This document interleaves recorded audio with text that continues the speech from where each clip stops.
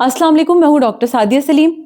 जब कोई महिला नॉर्मल डिलीवरी के ट्रायल में होती है, हॉस्पिटल में एडमिट है, तो लेबर रूम में कई बार ऐसा होता है कि डॉक्टर एग्जामिनेशन के बाद ये बोलते हैं कि आपको अभी वेट करना है। तो ये सुनते ही पेशेंट और पेशेंट के जो साथ वाले हैं वो पैनिक हो जाते हैं, घबरा जाते हैं और बहुत सारे सवाल उनके मन में आने लगते हैं कि कहीं डॉक्टर का सी सेक्शन करने का प्लान तो नहीं है, कहीं ऐसा तो नहीं है कि बच्चे को कोई प्रॉब्लम हो रही है, उसकी धड़कन कम हो रही है, या बच्चे ने पॉटी कर ली है, या फिर माँ की जान को खतरा है, उसका बीपी बहुत ज़्यादा हाई या लो तो नहीं हो रहा है जिसकी वजह से फर्दर डिले या डॉक्टर करने के लिए बोल रहे हैं। और वो बिल्कुल नहीं चाहते कि फर्दर डिले हो। कई बार बार बार डॉक्टर से आके ये पूछा जाता है कि भाई कितना टाइम लगेगा, कितना टाइम लगेगा, और जब डॉक्टर ये बोलता है कि वेट करो तो फिर उनको माइंड में कंफ्यूजन स्टार्ट हो जाते हैं, डॉक्टर पर सस्पेक्शन शुरू हो जाता है और कई बार ऐसा होता है कि वो हॉस्पिटल स्विच करने की यानी चेंज करने की भी प्लानिंग करने लगते हैं। तो आपको आज इस वीडियो में इसी टॉपिक को डिस्कशन करते हुए मैं बताऊंगी कि क्या ऐसी वजहें हैं जिनको की वजह से डॉक्टर ये बोलते हैं कि वेट करना है। तो आपको वीडियो एंड तक देखनी होगी क्योंकि वीडियो बहुत ज़्यादा इंफॉर्मेटिव होने वाली है। मोस्टली ये समझा जाता है कि वेट का मतलब है कोई प्रॉब्लम, लेकिन मेडिकल साइंस में वेट करो का मतलब होता है बॉडी को नेचुरली काम करने का मौका देना। आपको ये समझना होगा कि लेबर का प्रोसेस यानी नॉर्मल डिलीवरी का प्रोसेस एक नेचुरल प्रोसेस है जहां पर यूट्रस, सर्विक्स और बेबी तीनों का सिंक्रोनाइजेशन बहुत ज़्यादा ज़रूरी है और इनका जो एक नॉर्मल रिदम है उसको डॉक्टर डिस्टर्ब नहीं करना चाहते हैं, इसीलिए वो ट्रायल लेते हैं, वेट करते हैं जब सारी चीज़ें ठीक हों। तो इस सिंक्रोनाइजेशन को चेक करने के लिए यानी कि ये रिदम नॉर्मल चल रहा है या नहीं, डॉक्टर 4 चीज़ों को मॉनिटर करते हैं। क्या आप वो 4 चीज़ें जानते हैं कि नॉर्मल डिलीवरी के प्रोसेस में डॉक्टर क्या क्या चीज़ें मॉनिटर करते हैं? अगर नहीं तो मैं आज आपको बताती हूँ। इसमें 4 चीज़ें देखी जाती हैं। सबसे इंपॉर्टेंट, बच्चे की हार्ट बीट एक ट्रेन्ड स्टाफ के जरिए या तो फीटल डॉपलर से time to time foetal heart rate को मॉनिटर किया जाता है, कोई फ्लक्चुएशन तो उसमें नहीं हो रहा है, या फिर सबसे बेस्ट है कि सीटीजी मॉनिटरिंग से हमें ये पता चल जाता है कि बहुत ज़्यादा हाई या लो हार्ट बीट तो नहीं हो रही है पेन्स के दौरान। इससे हमें अंदाज़ा होता है कि फीटल डिस्ट्रेस के तो कोई साइंस नहीं हो रहे हैं। दूसरी चीज़ जो मॉनिटर की जाती है वो होती है माँ की बीपी और पल्स, वो कैसी चल रही है जब पेन्स हो रहे हैं। अगर बहुत ज़्यादा हाई बीपी हो रहा है या फिर पल्स बहुत ज़्यादा स्लो या हाई हो रही है तो उसको भी एक ट्रेन्ड स्टाफ के ज़रिए वक्त रहते पता लगाया जा सकता है। तीसरी चीज़ जो बहुत ज़्यादा मॉनिटर की जाती है वो है कि टाइम टू टाइम पेन्स के साथ सर्विक्स कितना ओपन होता जा रहा है, बच्चेदानी का मुंह कितना खुलता जा रहा है। एक क्राइटेरिया होता है कि भाई पर आवर 1 सेंटीमीटर या 0.5 सेंटीमीटर डायलेशन होना चाहिए।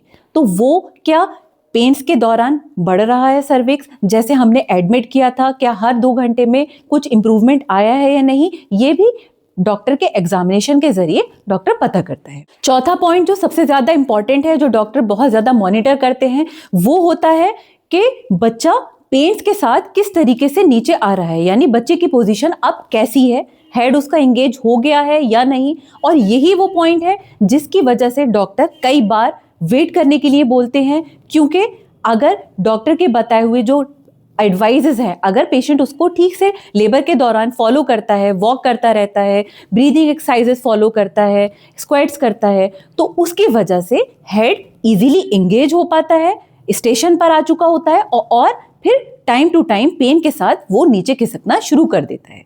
तो ये चारों पॉइंट्स का सिंक्रोनाइजेशन, इनका नॉर्मल होना डॉक्टर के देखरेख में होता है। जब डॉक्टर को लगता है कि ये सारी चीज़ें नॉर्मल चल रही हैं, कोई भी फ्लक्चुएशन, कोई डाउट नहीं है, पेशेंट और उसका बच्चा दोनों हेल्दी हैं, तो वो वेट करने के लिए बोलता है।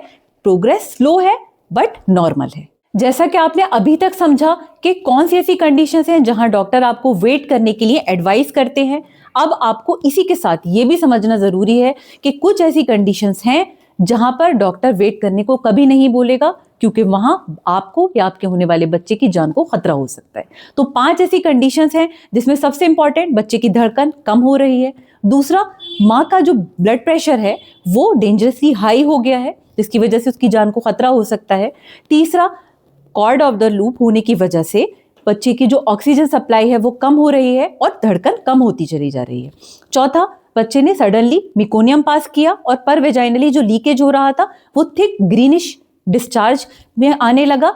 ये शो करता है कि बच्चा डिस्ट्रेस में है और इसमें भी वेट नहीं करना है। और पांचवा सबसे इंपॉर्टेंट, बच्चा हेड शो कर रहा था लेकिन अब वो स्टक हो चुका है, वो आगे नहीं बढ़ रहा, प्रोग्रेस नहीं कर रहा। तो ये कुछ ऐसी कंडीशंस हैं जहां अनफॉर्चुनेटली डॉक्टर को कुछ ऐसे डिसीजंस लेने होते हैं माँ और बच्चे की सेफ्टी के लिए, जहां वो वैक्यूम या फोर्सेप्स डिलीवरी एडवाइस करते हैं या फिर कभी कभी उनको सी सेक्शन की तरफ भी जाना पड़ सकता है। तो अभी तक हमने समझ लिया कि कौन सी ऐसी कंडीशंस हैं जहां वेट करना चाहिए, कौन सी ऐसी कंडीशंस हैं जहां डॉक्टर वेट करने के लिए एडवाइस नहीं करते। तो होपफुली ये सारे पॉइंट्स आपको क्लियर हो गए होंगे। अब इसी के साथ साथ हम ये भी जान लेते हैं कि वेट करने का एक्चुअल फायदा क्या है।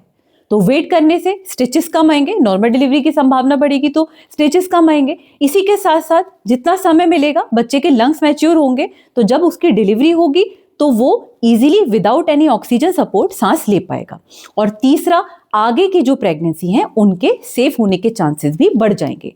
तो जब डॉक्टर वेट करने के लिए बोल रहे हैं तो उसका सबसे इंपॉर्टेंट फायदा ये है कि लेबर का जो नेचुरल प्रोसेस है उसको कंप्लीट होने का मौका मिले ताकि नॉर्मल डिलीवरी की संभावना काफी हद तक बढ़ जाए। तो आखिर में मैं आपको सिर्फ यही एडवाइस करना चाहूंगी कि अगली डिलीवरी में लेबर के दौरान अगर आपको वेट शब्द सुनाई देता है तो इसका मतलब पैनिक नहीं होना है, स्ट्रेस नहीं लेना है। सिर्फ ये समझना होगा कि आपकी बॉडी नेचुरल डिलीवरी के लिए यानी कि लेबर प्रोसेस के लिए रेडी हो रही है। और नेचुरल डिलीवरी के प्रोसेस को, प्रेगनेंसी को और करीब से जानने के लिए आप मेरे चैनल को सब्सक्राइब करें। Thank you. Allah Hafiz.